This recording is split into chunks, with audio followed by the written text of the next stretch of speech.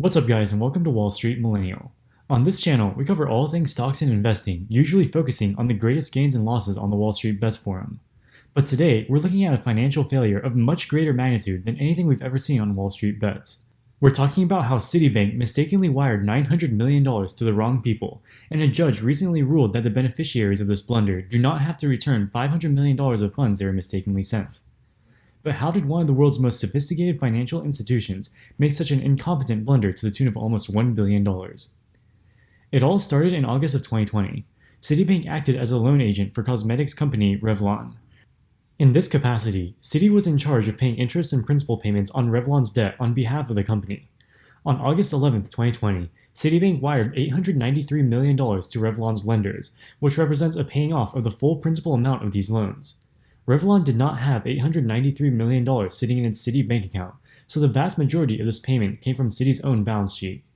This was a mistake, as they were actually only supposed to pay a $7.8 million interest payment, not the full principal amount. After realizing their blunder, Citi went to Revlon's lenders asking for the money back. Some of them did pay Citi back for what they received, but 10 of Revlon's lenders refused to return more than $500 million that Citi mistakenly sent them. This blunder was a free giveaway to Revlon to the tune of $500 million. It also benefited Revlon's lenders as they were paid back the principal value of their loans at par value, which was a significant premium over Revlon's bond market prices. But this massive blunder cost Citi's shareholders $500 million. Citi is one of the most sophisticated and prestigious financial institutions in the world. And surprisingly, they actually had some very robust processes to make sure mistakes like this don't happen. Citi outsources part of its loan processing workflow to Indian business services firm Wipro. In the first part of the process, a Wipro employee manually puts payment information into the bank's FlexCube loan processing program. In the next step of the process, another Wipro employee serves as a checker and audits the first employee's work to make sure there were no mistakes. And finally, a Citi employee serves as the final approver and checks the payment one last time before the wire transfer is initiated. They call this the 6 eyes system because 3 different people are involved in the process. In theory, this should reduce the chances of a mistake to near zero, as at least one of the 3 people should be able to catch the mistake. The Citi employee who approved the Revlon payment was Vinny Fratta, a vice president who has worked at the bank for more than 14 years. He worked at the Citi office in Delaware and oversaw a team of 6 Citi employees, as well as 9 Wipro employees who worked exclusively with Citi. In the case of the Revlon transfer, Fratta wanted to transfer $8 million to Revlon's lenders to cover an interest payment. He also wanted to record a $900 million non-cash transfer, which amounted to the entire principal balance Revlon owed, to an internal account within Citi just for record-keeping reasons. The Wipro employees misinterpreted the message and initiated a wire transfer for the whole $900 million amount. When Fratta saw the $900 million had been transferred, he was initially shocked and thought it had to be the result of a technical glitch. But upon closer examination, he saw that there were no technical failures, and the mistake was completely attributable to human error, including on his own part as he approved the payment without thinking. Upon realizing the mistake, Citi immediately had their lawyers approach Revlon's lenders and ask for the money back. They were able to recoup $400 million of the funds, but encountered resistance right off the bat from some of the lenders. For example, one of the lenders was Symphony Asset Management. When Citi contacted them asking for the money back, Symphony refused to engage with them and just sent them an email asking the bank to, quote, stop harassing them, unquote. And who could blame them? Revlon was in a precarious financial position at the time. The loans in question were not due until 2023, and Revlon was trying to restructure their debt as they likely would not have enough money to pay their lenders in full. It is very unlikely the lenders would end up receiving the full principal amount owed to them, and consequently, the bonds were trading for pennies on the dollar. But Citi paid off the principal amount in full, and the lenders weren't about to give this money back without a fight. On February 18th of this year, Citigroup and Revlon's creditors went to court to see if the creditors should be able to keep the money. Usually, if ordinary people get wired money by mistake, they are not allowed to keep it under the law. In 2019, there was a case where this happened to a couple's joint bank account in Pennsylvania. One day, they noticed that they had an extra $120,000 in their bank account. Instead of thinking that they should try to figure out where it came from, they proceeded to buy a new SUV, a camper, 2 four-wheelers, and a trailer. According to an affidavit, both people knew that the money was not theirs, but they spent it anyway. This came at a very serious cost, and there were felony charges filed against the couple. It turns out that this mistake happened when a different customer of the bank tried to make a deposit at a Georgia branch.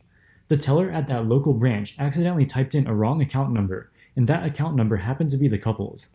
A few days later, the person who made the deposit contacted the bank asking about a missing deposit, and the bank figured out what had happened. After this, the bank contacted the couple, who told the bank that they had already used the funds to, quote, pay off bills.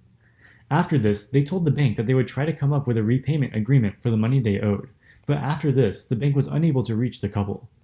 In the end, the couple faced felony charges of theft in court. This is a case of unjust enrichment, which obligates a recipient of money that they do not rightfully own to return the money to the mistaken sender. However, in the case of Citigroup, a little-known New York law made this null. That law has its precedent in a 1991 court case where the New York Court of Appeals ruled the opposite, that if someone accidentally wires money they owe to a creditor, the creditor can keep it. This exception is known as a discharge for value rule. Under the rule, the creditor can keep the funds as long as the mistake was unprompted, pays off a valid debt, and was made without the creditor realizing it was a mistake. In the case of Citi, this is exactly what happened. A federal judge ruled that the wire transfers made by Citi were, quote, final and complete transactions, not subject to revocation. He said, quote, to believe that Citibank, one of the most sophisticated financial institutions in the world, had made a mistake that had never happened before, to the tune of nearly $1 billion, would have been borderline irrational, unquote. After the ruling, Citigroup said that they strongly disagreed with the ruling and that they will continue to try to recover those funds. The hedge funds, on the other hand, said that they were extremely pleased with the judge's thoughtful and detailed decision. However, because it was likely that Citi would appeal, the judge kept in place a restraining order that prevents the creditors from using the money for the time being. He said that because of the precedent from 1991, he was compelled to rule in favor of the creditors. He said, quote, although the mistake that gave rise to this case may be the proverbial black swan event, and the risk of recurrence may therefore be small, the banking industry could and would be wise to eliminate the risk. If anyone would make this mistake, it would be Citi. Citi has a history of making shocking gaffes and was in fact fined $400 million late last year in an unrelated case, where they failed to improve their risk management systems even after a warning. This led to another mistaken transfer. After hours, Sarah, you'll remember we talked a couple of weeks ago about the possibility of some consent orders and punishments from the OCC and the Fed in light of making an incorrect payment on behalf of a client a month or so ago, and those have now come through. The OCC fining Citigroup $400 million, the Fed not issuing a financial fine, but a consent order is put in place on the company, which means that within 120 days, they have to conduct a gap analysis of their risk management framework and internal control systems.